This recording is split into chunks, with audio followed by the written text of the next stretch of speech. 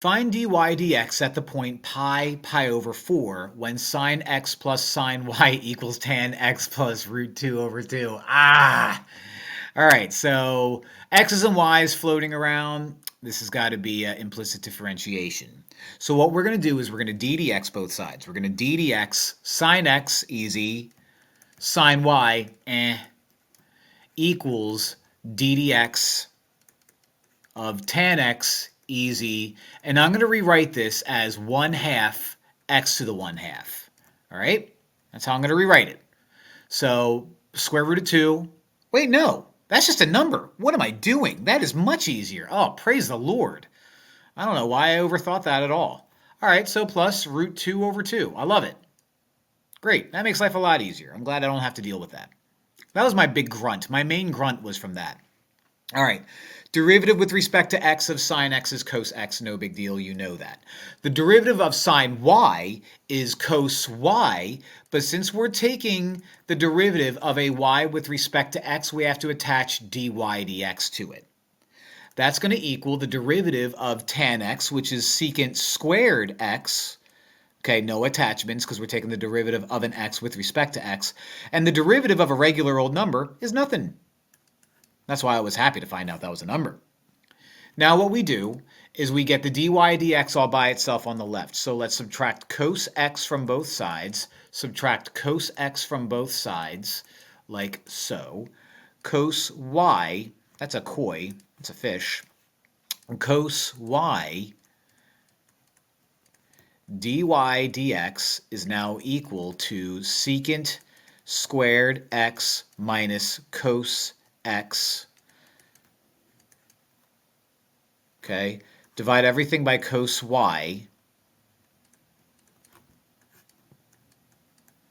And let's not bother trying to simplify anything because I'm just going to end up plugging stuff in anyway. So let me write it over here.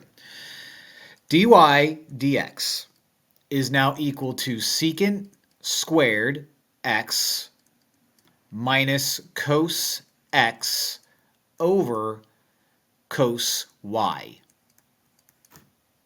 Let's plug in our points. Move you over. All right. So dy dx with respect to that point is going to be secant squared pi minus cos pi over cos y, which is pi over 4. Now, secant squared is 1 over cos squared. So if I wanted to, if you don't have your secants memorized, here's a fun little trick. All right. This is the same as 1 over cos pi squared, right? And so we know what cos pi is. Give me a minute to complete writing things out. We know what cos pi is. Cos pi is -1. So this is going to end up being 1 over -1 squared, which is 1, minus -1 all over cos pi over 4, which is root 2 over 2. So that gives me 1 minus -1 is 2 over 2 root 2 over 2. Multiply the top and the bottom by 2 over root 2. Like that. And you get 4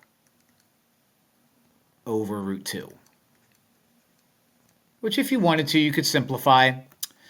It would be 4 root 2 over 2, so it would be 2 root 2 when all is said and done. Right. But, we're going to leave it like that. Or I'm just going to write this out because I said it. Like and subscribe, please, I beg you.